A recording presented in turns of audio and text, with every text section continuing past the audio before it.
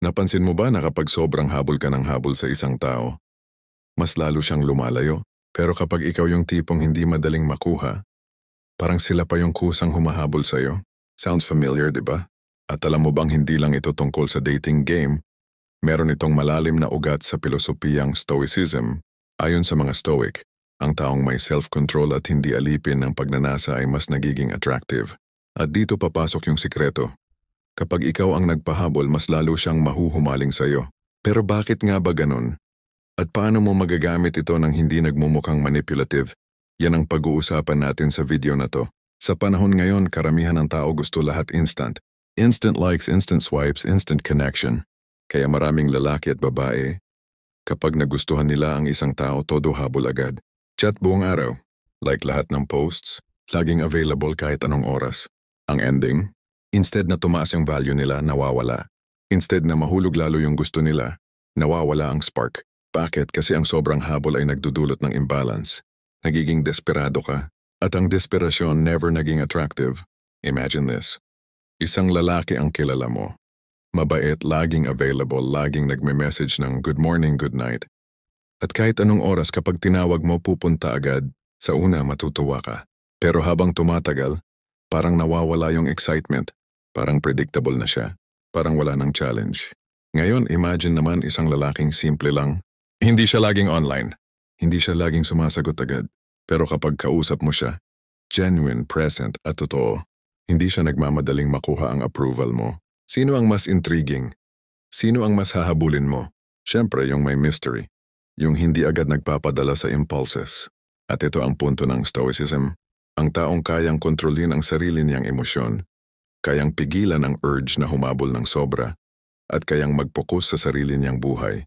Yun ang natural na nagiging magnet sa iba. Ngayon, paano mo magagamit ang Stoic principles para hindi ka magmukhang desperado at para kusa silang mahulog sa'yo? 1. Huwag mong gawing sentro ng mundo ang isang tao. Ayon sa Stoics, ang tunay na kalayaan ay galing sa hindi pagiging alipin ng bagay na wala sa iyong kontrol. Hindi mo kontrolado kung magustuhan ka nila o hindi. Pero kontrolado mo kung paano ka magre-react. Kapag hindi ka obsessed sa resulta, mas nagiging relaxed ka. At yun ang attractive. 2.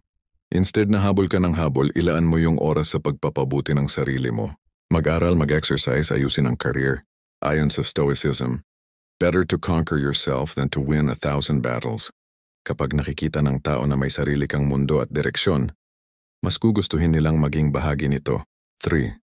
Hindi ibig sabihin na hindi ka na dapat magparamdam, pero huwag mong gawing sobrang obvious na wala kang ibang ginagawa kundi siya lang. Kapag kausap mo siya, makinig ng totoo. Kapag kasama mo siya, enjoy the moment. Pero kapag wala siya, huwag kang mawawala rin. At yan ang nagpapaintriga, dahil hindi ka madaling basahin. 4. Kapag gusto mong mag-message ng sunod-sunod, pigilan mo. Kapag gusto mong laging magpa-impress, huminga ka muna. Tandaan, ang Stoic hindi nagpapadala sa emosyon, siya ang nagko-control dito. At sa relationships, yun ang pinakamalakas na flex. Kaya tandaan mo, kapag ikaw ang nagpahabol, hindi sa pagiging mayabang kundi sa pagiging may self-control, mas lalo siyang mahuhumaling sa'yo. Kasi hindi ka madaling makuha. At lahat ng bagay na hindi madaling makuha, mas nagiging valuable. Napansin mo ba na yung mga taong walang standards, sila yung madalas na hindi nire-respeto? Parang laging yes sa kahit ano. Laging okay kahit mali. At ang ending? Hindi sila hinahabol kundi iniiwasan. Pero yung mga tao na may malinaw na standards, may boundaries, at may paninindigan, sila yung mas hinahangaan. At ito ang sikreto ayon sa Stoicism. Kapag may standards ka, kusang hahabulin ka ng iba, lalo na ng babae. Bakit? Kasi pinapakita mo na may halaga ka. At lahat ng may halaga hindi madaling makuha. Maraming lalaki at babae ang nagiging people pleasers. Bakit? Kasi takot silang mawala yung taong gusto nila. Kaya kahit mali na, kahit nasasaktan na, kahit hindi na sila masaya, o pa rin ng o. Pero eto ang problema. Kapag wala kang boundaries, hindi mo tinutulungan ang sarili mo at hindi mo rin tinutulungan yung taong kasama mo. Kasi nagsisend ka ng mensahe na, okay lang kahit anong gawin mo. Wala akong paninindigan. At sa mata ng babae, turn off yun. Kasi gusto nilang makasama ang taong kayang mag-lead, hindi yung taong kayang paikutin. Imagine this. May isang lalaki na sobrang in love, Lahat ng gusto ng babae sinusunod niya. Lahat ng kapritsyo, go lang. Kahit mali, kahit hindi aligned sa values niya, tinitiis niya. Sa una matutuwa yung babae.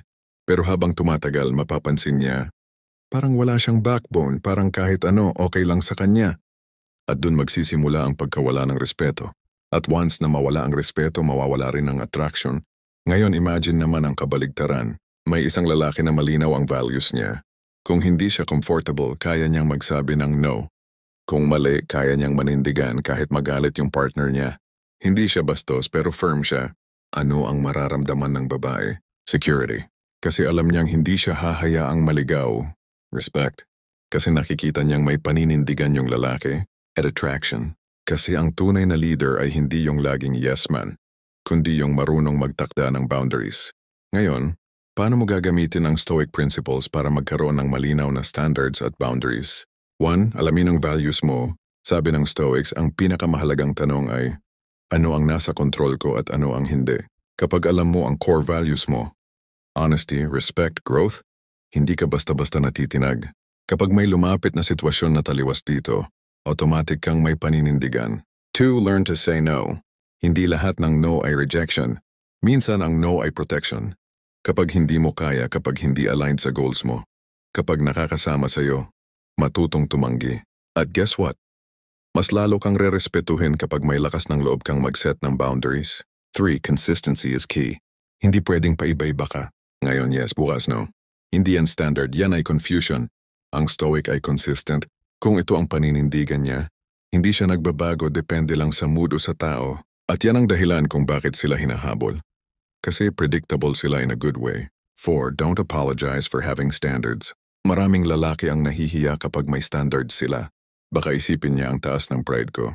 Pero ang totoo, kung malinaw ang standards mo, nagpapakita ka lang ng self-respect. At tandaan, kung hindi ka marunong rumespeto sa sarili mo, paano ka rerespetuhin ng iba? Ang Stoics ay hindi nakikipagkompromiso sa mga bagay na mahalaga. Hindi sila bastos pero hindi rin sila pushovers. At yan ang dahilan kung bakit sa huli sila ang hinahabol.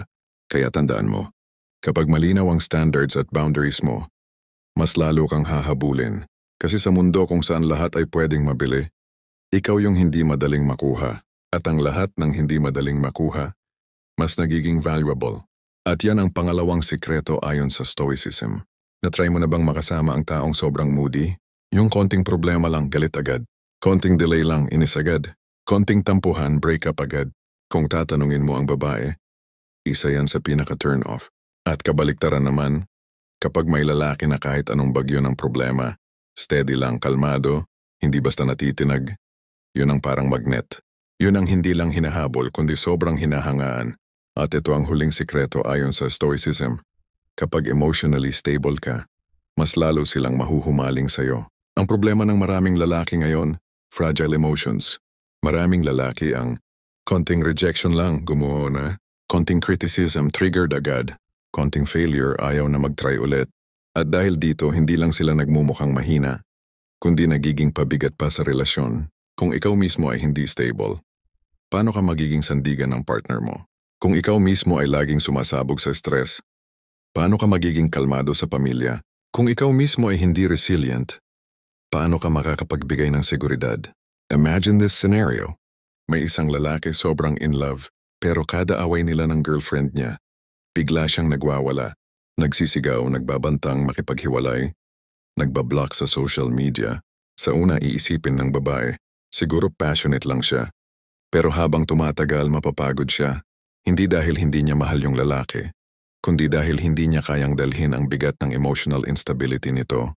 Ngayon imagine mo naman yung kabaligtaran. May lalaking kalmado. Kapag may problema, hindi niya ito dinadaan sa sigaw. Kapag na-reject siya, hindi siya nawawalan ng self-worth. Kapag may stress, hindi niya ito idinidikit sa partner niya. Anong mararamdaman ng babae? Relief? Kasi alam niyang safe siya. Respect. Kasi alam niyang may lalaking kayang tumayo sa sarili niyang paa. At attraction. Kasi ang lalaki na steady at resilient, yan ang rare, yan ang hindi madaling palitan. Ayon sa Stoic philosophy, hindi mo kontrolado ang mundo pero lagi mong kontrolado ang reaction mo. Sabi nga ni Epictetus, it's not what happens to you but how you react to it that matters. Kung gusto mong maging ultimate magnet, Ito ang stoic practices na pwede mong simulan. 1. Kapag triggered ka, huwag agad sumagot. Huminga ka muna. Isipin mo, kontrolado ko ba talaga ang sitwasyon o reaction ko lang? Ang stoic hindi reactive. Isa siyang responder. Piliin mong harapin ang discomfort. Mag-fasting, mag-exercise, mag-cold shower, o mag-aral ng mahirap na skill. Bakit? Kasi bawat challenge na hinaharap mo nagiging training para sa utak mo. At kapag dumating ang totoong problema, trained ka ng maging matatag. 3. Hindi ibig sabihin na walang nararamdaman ka. Ibig sabihin alam mong lahat ng emosyon ay temporary. Galit, lungkot, frustration, lahat lilipas din. Kaya hindi mo kailangang gawin itong basehan ng permanenteng desisyon. 4. Sa relasyon, hindi hinahanap ng babae yung laging intense. Hinahanap nila yung taong makakapagbigay ng sense of calm. Kapag ikaw yung steady presence sa gitna ng chaos, doon ka mas lalong mahuhumalingan. At ito ang ultimate flex, kapag hindi ka natitinag ng mundo, ikaw yung tipo ng lalaking hindi nila kayang bitawan. Kompleto na ang sikreto ayon sa Stoicism. 1. Kapag marunong kang magpahabol gamit ang self-control at disiplina. 2. Kapag malinaw ang standards at boundaries mo. 3. Kapag may emotional stability at resilience ka. 3 bagay na hindi binibili ng pera, hindi nakukuha sa pabida, at hindi nakukuha sa panlabas na anyo. Lahat ng ito pwede mong buuin sa sarili mo araw-araw. At kapag nagawa mo yon, hindi lang babae ang hahabol sa'yo, pati respeto ng ibang tao kusang lalapit. Kung nagustuhan mo ang video na to, comment mo sa baba. Respeto. Salamat sa panunood.